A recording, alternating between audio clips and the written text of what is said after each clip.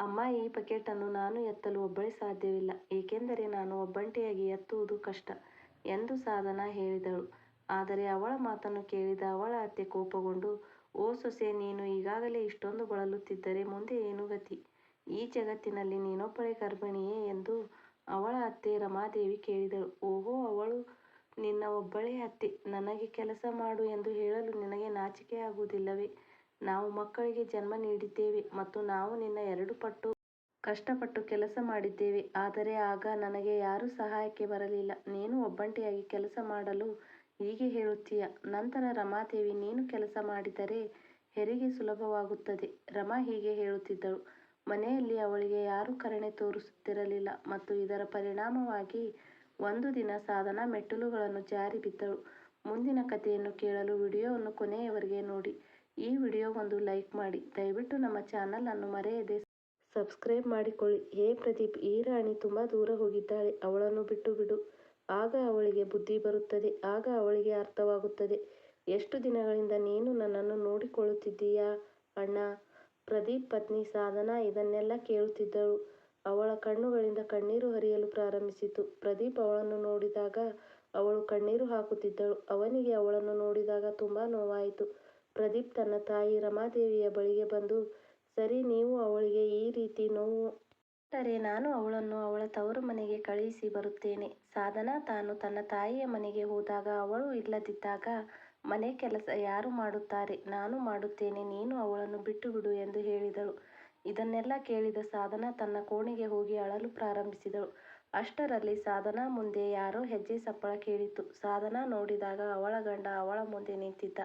ಅವನನ್ನು ನೋಡಿದ ಸಾಧನಾ, ನೀನು ನನ್ನನ್ನು ತವರು ಮನೆಯಲ್ಲಿ ನಿಜವಾಗಿಯೂ ಬಿಡುತ್ತೀಯಾ ಎಂದು ಕೇಳಿದಳು. ಸಾಧನಾ ಇಂದ ಈ ಪ್ರಶ್ನೆ ಕೇಳಿ ಪ್ರದೀಪ್ ಬೇರೆ ಕಡೆ ನೋಡುತ್ತಾ ಹೇಳಿದ, ಹೌದು, ನಾನು ನನ್ನ ತಾಯಿಯ ಮಗ. ಅಮ್ಮ ಹೇಳಿರುವ ಹಾಗೆ ನಾನು ನಿಮ್ಮ ತವರು ಮನೆಗೆ ನಿಮ್ಮನ್ನು ಬಿಟ್ಟು ಬರುತ್ತೇನೆ. ನಿಮ್ಮ ವಸ್ತುಗಳನ್ನು ಪ್ಯಾಕ್ ಮಾಡಿಕೊಳ್ಳಿ. ಅಮ್ಮ ಹೇಳುವವರೆಗೂ ನೀವು ಇಲ್ಲಿಗೆ ಬರಬೇಡಿ. ಇದನ್ನು ಕೇಳಿದ ನಂತರ ಸಾಧನಾ ಭಯಭೀತಳಾದಳು. ಅವಳ ಹೃದಯ ಒಳಗೆ ಅಳುತ್ತಿತ್ತು. ಅವಳು ತನ್ನನ್ನು ತಾನು ನಿಯಂತ್ರಿಸಿಕೊಳ್ಳಲು ಆಗಲಿಲ್ಲ ಮತ್ತು ಅವಳ ಕಣ್ಣುಗಳಲ್ಲಿ ಕಣ್ಣೀರು ನೋಡಿ ಪ್ರದೀಪ್ ಕಣ್ಣುಗಳಿಂದ ಕಣ್ಣೀರು ಸುರಿದವು. ಪ್ರದೀಪ್ ಸಾಧನಾನನ್ನು ತುಂಬಾ ಪ್ರೀತಿಸುತ್ತಿದ್ದನು. ಹಾಗೆಯೇ ಸಾಧನಾನು ತುಂಬಾ ಪ್ರದೀಪನನ್ನು ಪ್ರೀತಿಸುತ್ತಿದ್ದಳು. ಸಾಧನಾ ಹೇಳಿದ ನಂತರ ಅವಳ ಬ್ಯಾಗ್ ಪ್ಯಾಕ್ ಮಾಡಿಕೊಳ್ಳಲು ಪ್ರದೀಪ್ ಹೇಳಿದ. ಅವಳ ಬಟ್ಟೆಗಳನ್ನು ಪ್ಯಾಕ್ ಮಾಡಲು ಹೋದನು. ಅವಳ ಬಟ್ಟೆಗಳನ್ನು ಬ್ಯಾಗಿನಲ್ಲಿ ಹಾಕುತ್ತಿದ್ದನು. ಆಗ ಅವಳು, ನನ್ನನ್ನು ಪ್ರದೀಪ್ ಪ್ರೀತಿ ಮಾಡುತ್ತಿಲ್ಲ, ಅವರು ತಾಯಿಯನ್ನೇ ಅಷ್ಟೇ ಪ್ರೀತಿ ಮಾಡುತ್ತಿದ್ದಾರೆ ಎಂದು ತಿಳಿದುಕೊಂಡಳು. ಕೊನೆಗೂ ತಾಯಿಯ ಪ್ರೀತಿ ಹೆಂಡತಿಯ ಮೇಲೆ ಮೇಲುಗೈ ಸಾಧಿಸಿತು. ಅವಳು ತನ್ನಷ್ಟಕ್ಕೆ ತಾನೇ ಹೇಳಿಕೊಂಡಳು, ಇದೆಲ್ಲವೂ ನನ್ನ ತಾಯಿಯ ಮನೆಯಲ್ಲಿ ನಡೆಯುತ್ತಿದೆಯೇ? ನನ್ನ ಅತ್ತಿಗೆಯ ಮುಂದೆ ಯಾರೂ ಏನೂ ಮಾಡಲು ಸಾಧ್ಯವಿಲ್ಲ. ಬಹುಶಃ ಇದೆಲ್ಲವೂ ಅತ್ತೆಗೆ ತಿಳಿದಿರಬಹುದು. ಅದಕ್ಕಾಗಿ ಅವಳು ನನ್ನ ತಾಯಿಯ ಮನೆಗೆ ಕಳುಹಿಸಲು ಒಪ್ಪಿಕೊಂಡಿದ್ದಾಳೆ. ನನ್ನ ಅತ್ತಿಗೆ ಕಳೆದ ಬಾರಿ ನನಗೆ ಮಾಡಿರುವುದನ್ನು ಅನುಸರಿಸಿ ನಾನು ನನ್ನ ತಾಯಿಯ ಮನೆಗೆ 1 ಗಂಟೆಯೂ ಹೋಗುವುದಿಲ್ಲ ಎಂದು ನಿರ್ಧರಿಸಿದೆ.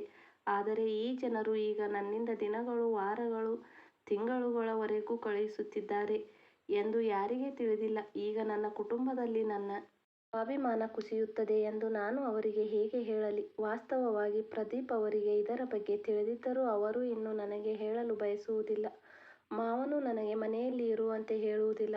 ಪ್ರದೀಪ್ ಸಾಧನಾ ವಸ್ತುಗಳನ್ನು ಪ್ಯಾಕ್ ಮಾಡಿ ಬ್ಯಾಗ್ ತೆಗೆದುಕೊಂಡು ಬಾ ಸಾಧನಾ, ಹೋಗೋಣ ಎಂದು ಕರೆಯುತ್ತಾನೆ. ಸಾಧನಾ ಅವನತ್ತ ನೋಡುತ್ತಾ ಹೇಳಿದಳು, ನಾನು ಇನ್ನು ಊಟಕ್ಕೆ ಅಡಿಗೆ ಮಾಡಬೇಕು. ಅಡಿಗೆ ಮಾಡಿದ ಮೇಲೆ ಹೋಗೋಣ. ಹೇಳುತ್ತಾ ಸಾಧನಾ ಕಣ್ಣೀರು ಒರೆಸಿಕೊಂಡು ಅಡುಗೆ ಮನೆಗೆ ಹೋದಳು.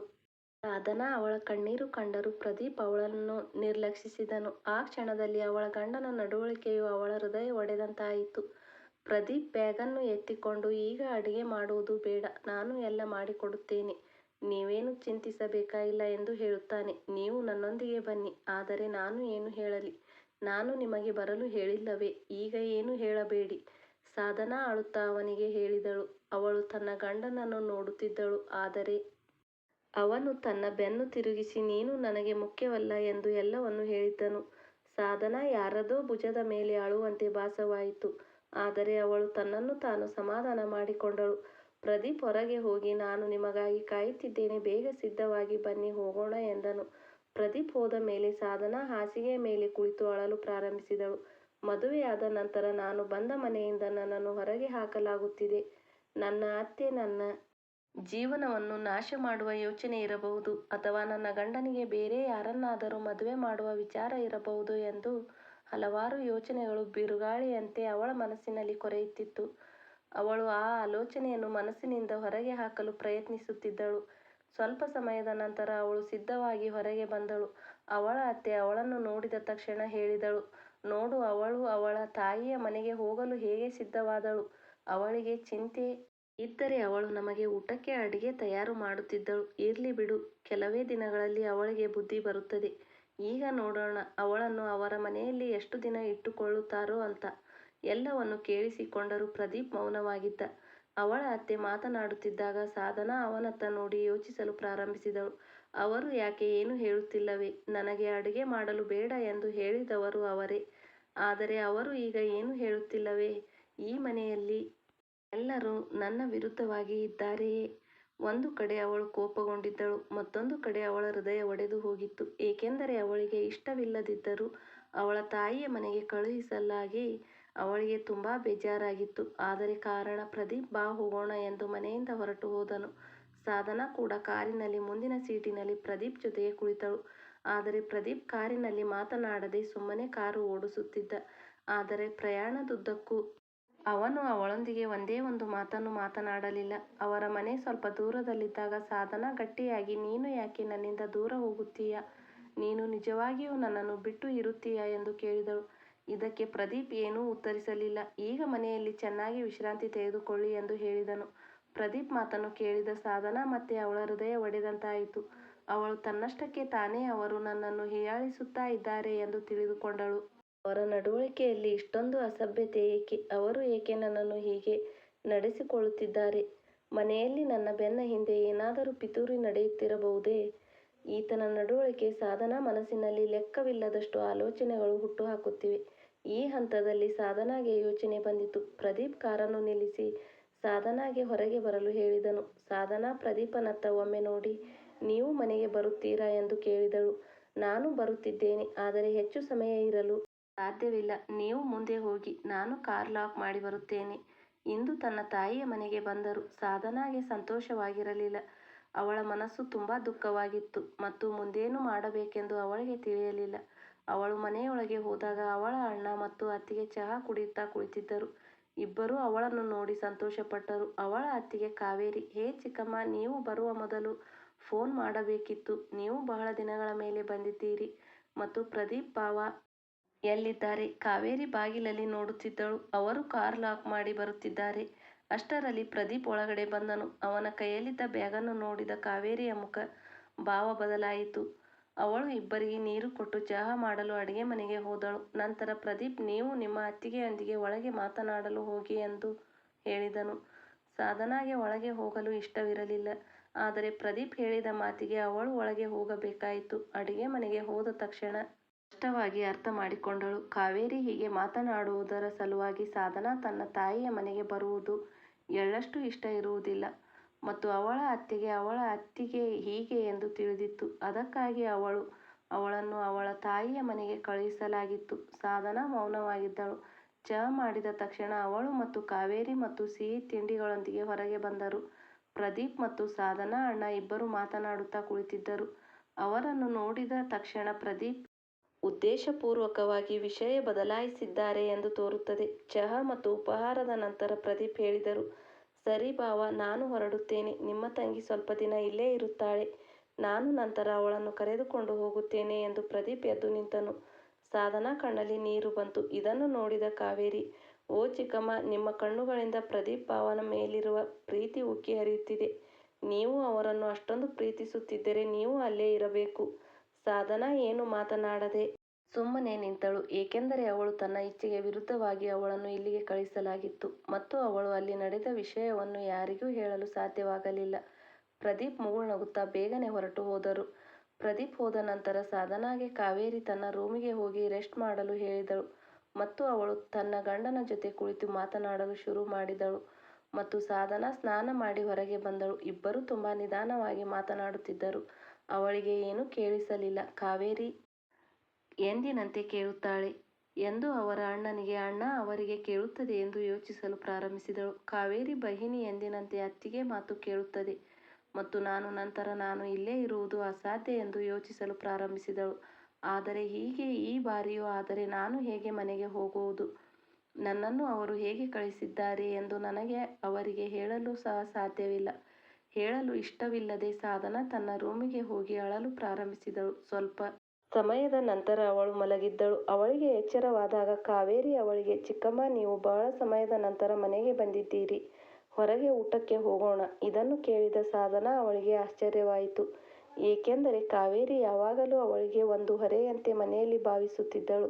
ಆದರೆ ಸಾಧನ ಏನೂ ಹೇಳಲಿಲ್ಲ. ಸ್ವಲ್ಪ ಸಮಯದ ನಂತರ ಎಲ್ಲರೂ ಹೊರಗೆ ಹೋದರು. ಇಂದು ಅವಳು ಕೆಲವು ತಿಂಗಳುಗಳ ನಂತರ ಹೊರಗೆ ಬಂದಿದ್ದಳು. ಏಕೆಂದರೆ ಅವಳ ಅತ್ತೆ ಪ್ರದೀಪ್ ಹೋಗಲು ಬಿಡುತ್ತಿರಲಿಲ್ಲ ಮತ್ತು ಪ್ರದೀಪ್ ಎಂದಾದರೂ ಹೊರಗೆ ಕರೆದುಕೊಂಡು ಹೋಗಲು ಅವರ ತಾಯಿಯನ್ನು ಕೇಳಿದರೆ ಕಾವೇರಿಯ ತಾಯಿ ಅವಳಿಗೆ ಏನನ್ನಾದರೂ ಕೆಲಸ ಹೇಳಿ ತಡೆಯುತ್ತಿದ್ದಳು. ಸಾಧನ ತನ್ನ ಅತ್ತೆ ಮುಂದೆ ಏನೂ ಹೇಳುತ್ತಿರಲಿಲ್ಲ. ಆದರೆ ಅವಳು ಇಂದು ಹೊರಗೆ ಹೋಗಿ ತುಂಬಾ ಸಂತೋಷಪಟ್ಟಳು. ಕಾವೇರಿ ಅವಳೊಂದಿಗೆ ಸ್ನೇಹಿತೆಯಂತೆ ಹರಟೆ ಹೊಡೆಯುತ್ತಿದ್ದಳು.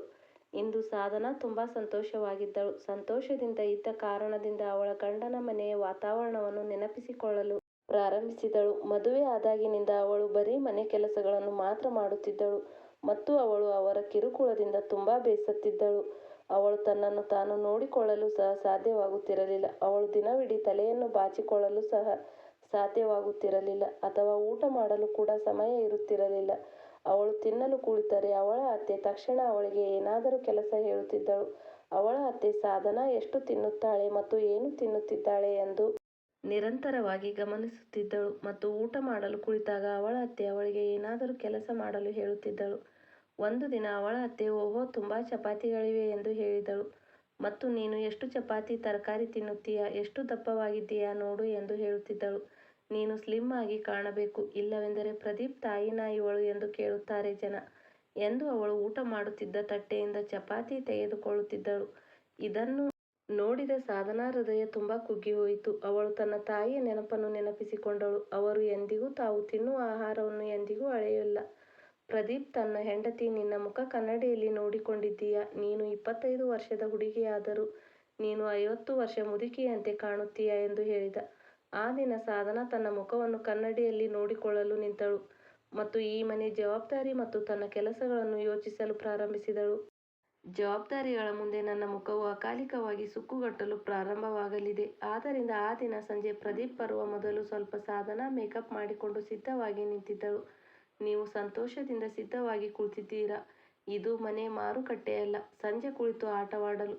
ಸಾಧನ ತನ್ನ ಅತ್ತೆಯ ಮಾತುಗಳಿಂದ ಆಘಾತಕ್ಕೊಳಗಾದಳು. ಹಾಗಾದರೆ ಅವರು ನನ್ನನ್ನು ಮಾರುಕಟ್ಟೆಯಲ್ಲಿರುವ ಮಹಿಳೆಯರಿಗೆ ಹೋಲಿಸುತ್ತಾರೆಯೇ?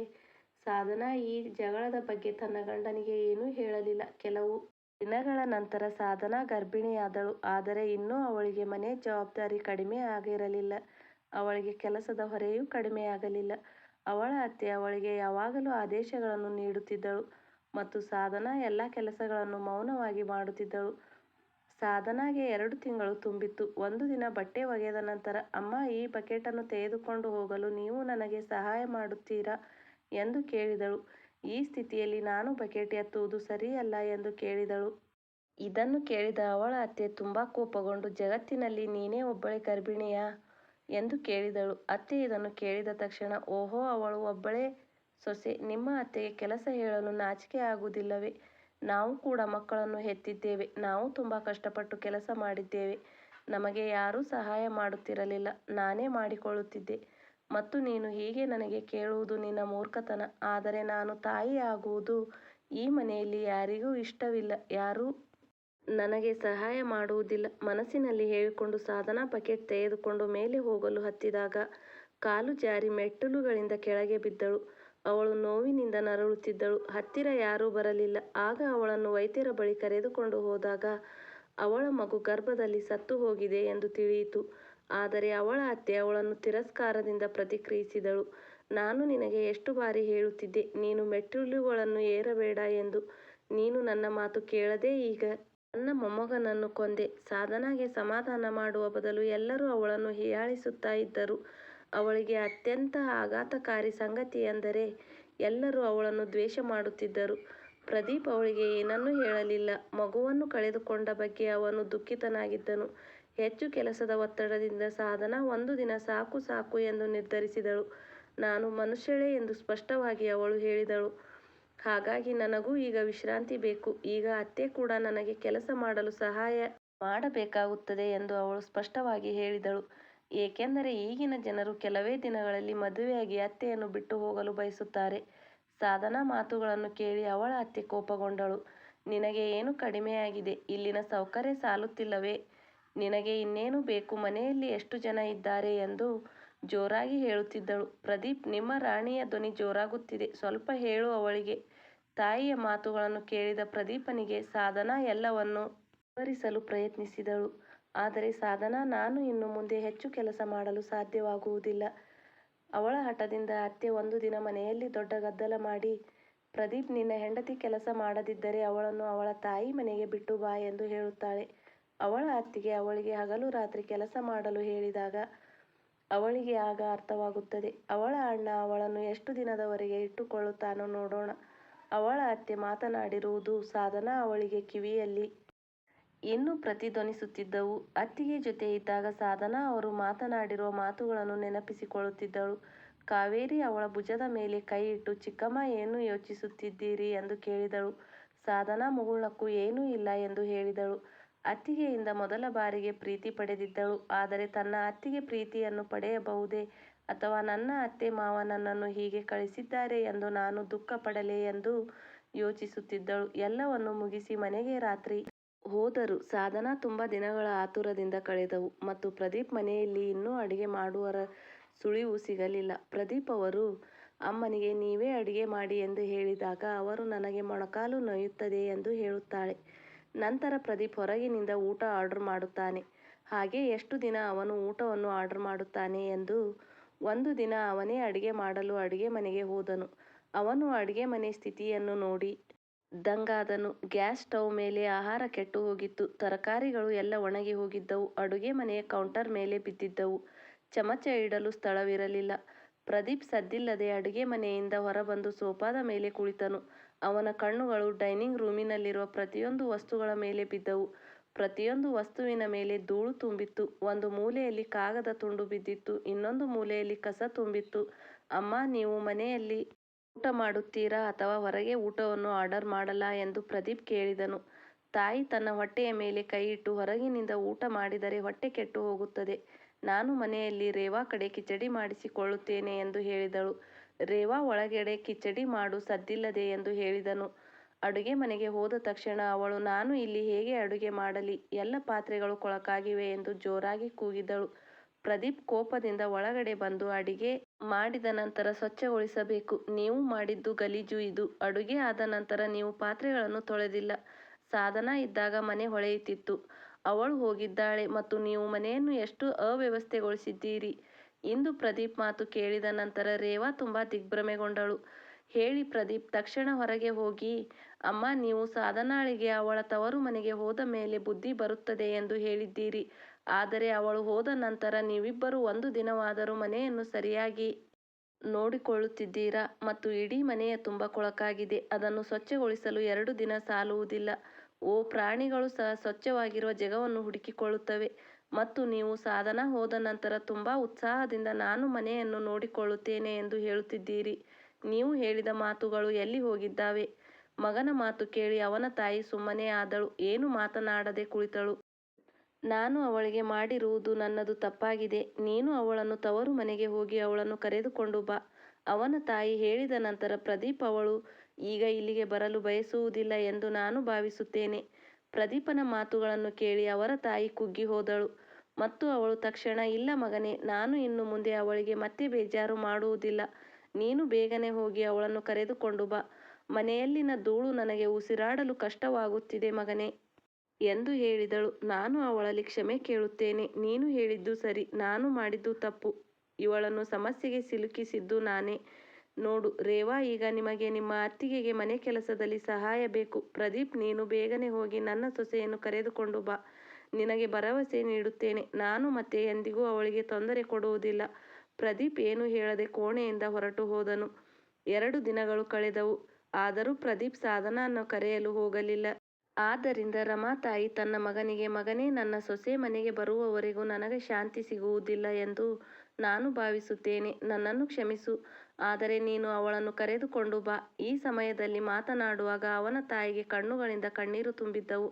ಅವನು ಮರುದಿನ ಸಾಧನಾ ಕರೆಯಲು ಹೋದನು ಮತ್ತು ಸಮಯಕ್ಕೆ ಸರಿಯಾಗಿ ಊಟ ಮಾಡಿ ಮಲಗಿದ್ದರಿಂದ ಸಾಧನಾ ಮುಖ ಕೆಂಪಾಗಿತ್ತು. ಪ್ರದೀಪನನ್ನು ನೋಡಿದ ತಕ್ಷಣ ಸಂತೋಷದ ಕಣ್ಣೀರು ಹರಿಯಲು ಸಾಧನಾಗೆ ಶುರುವಾಯಿತು. ಪ್ರದೀಪ್, ಸಾಧನಾ, ಹೋಗೋಣ ಬಾ, ನಾನು ನಿನ್ನನ್ನು ಕರೆದುಕೊಂಡು ಹೋಗಲು ಬಂದಿದ್ದೇನೆ ಎಂದು ಹೇಳಿದನು. ಸಾಧನಾ ಸಂತೋಷದಿಂದ ತನ್ನ ಬ್ಯಾಗನ್ನು ತೆಗೆದುಕೊಂಡು ಹೋಗಲು ಸಿದ್ಧವಾದಳು. ನಿನ್ನ ಗಂಡ ತುಂಬಾ ಒಳ್ಳೆಯವರು, ನಿನ್ನನ್ನು ತುಂಬಾ ಚೆನ್ನಾಗಿ ನೋಡಿಕೊಳ್ಳಿ ಎಂದು ನಮಗೆ ಹೇಳಿದ್ದರು. ತಾಯಿ, ನನ್ನನ್ನು ಕ್ಷಮಿಸಿ. ನಾನು ಮೊದಲು ನಿಮ್ಮೊಂದಿಗೆ ಕೆಟ್ಟದಾಗಿ ನಡೆದುಕೊಂಡಿದ್ದೆ. ನಿನ್ನ ಸಹೋದರ ನನಗೆ ಅರ್ಥ ಮಾಡಿಕೊಟ್ಟರು ಮತ್ತು ಇನ್ನು ಮುಂದೆ ನಾನು ನಿನ್ನನ್ನು ಚೆನ್ನಾಗಿ ನೋಡಿಕೊಳ್ಳುತ್ತೇನೆ ಎಂದು ಹೇಳಿದನು. ನಂತರ ಕಾವೇರಿ, ಚಿಕ್ಕಮ್ಮ, ಹಿಂದೆ ಏನಾಯಿತು ಎಂಬುದನ್ನು ಮರೆತು ಬಿಡಿ. ಈಗ ನಾವು ಮತ್ತೆ ಒಳ್ಳೆಯ ಸ್ನೇಹಿತರಾಗಿದ್ದೇವೆ. ಮತ್ತೆ ಮತ್ತೆ ಹಿಂದಿನದನ್ನು ನೆನಪಿಸಿಕೊಳ್ಳಬೇಡಿ. ಹೀಗೆ ಹೇಳುತ್ತಾ ಇಬ್ಬರೂ ಅಪ್ಪಿಕೊಂಡರು. ಸ್ವಲ್ಪ ಸಮಯದ ನಂತರ ತನ್ನ ಮನೆಯನ್ನು ತಲುಪಿದಳು. ಸೊಸೆ ಬಂದಿರುವುದನ್ನು ನೋಡಿ ರಮಾ ತಾಯಿ ಎದ್ದು ನಿಂತು ಅವಳನ್ನು ತಬ್ಬಿಕೊಂಡಳು. ಅಷ್ಟರಲ್ಲಿ ರೇವಾ ಅಲ್ಲಿಗೆ ಬಂದು, ಅತ್ತಿಗೆ, ನಾನು ನಿಮ್ಮೊಂದಿಗೆ ತುಂಬಾ ತಪ್ಪಾಗಿ ವರ್ತಿಸಿದ್ದೇನೆ. ನನ್ನನ್ನು ಕ್ಷಮಿಸಿ. ಈ ಮನೆಗೆ ಮತ್ತು ನಮ್ಮೆಲ್ಲರಿಗೂ ನೀವು ಬೇಕು. ನೀವು ಹೋದ ಮೇಲೆ ನಿಮ್ಮ ನಿಜವಾದ ಮೌಲ್ಯವು ನಮಗೆ ಅರಿವಾಯಿತು ಎಂದು ಹೇಳಿದಳು. ರಮಾ ತಾಯಿಯು ತನ್ನ ಸೊಸೆಯನ್ನು ಕ್ಷಮೆಯಾಚಿಸಿದಳು. ಸೊಸೆ, ನೀನು ಇಂದಿನಿಂದ ನೀನು ನನ್ನನ್ನು ಅತ್ತೆ ಎಂದು ಪರಿಗಣಿಸಬಾರದು. ಬದಲಾಗಿ ನಾನು ನಿನ್ನ ತಾಯಿ ಎಂದು ತಿಳಿದುಕೊಳ್ಳಬೇಕು. ನಾನು ಈಗ ನಿನಗೆ ತಾಯಿ ಪ್ರೀತಿಯನ್ನು ನೀಡುತ್ತೇನೆ. ರೇವಾ ಕೂಡ ನೀನು ಹೇಳಿದಂತೆ ಇನ್ನು ಮುಂದೆ ಕೇಳುತ್ತಾಳೆ. ರೇವಾ ಕೂಡ ಇನ್ನು ಮುಂದೆ ಗಂಡನ ಮನೆ ಸೇರುತ್ತಾಳೆ.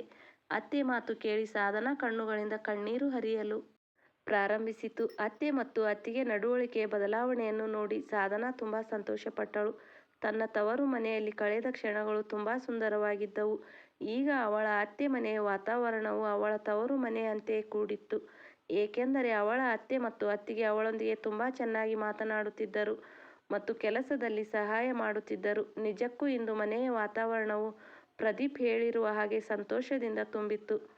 ಸ್ನೇಹಿತರೆ, ಮಹಿಳೆ ಸೊಸೆ ಅಥವಾ ಹೆಂಡತಿ ಅಥವಾ ತಾಯಿ ಚೌಕಟ್ಟಿಗೆ ಸೀಮಿತವಾಗಿಲ್ಲ.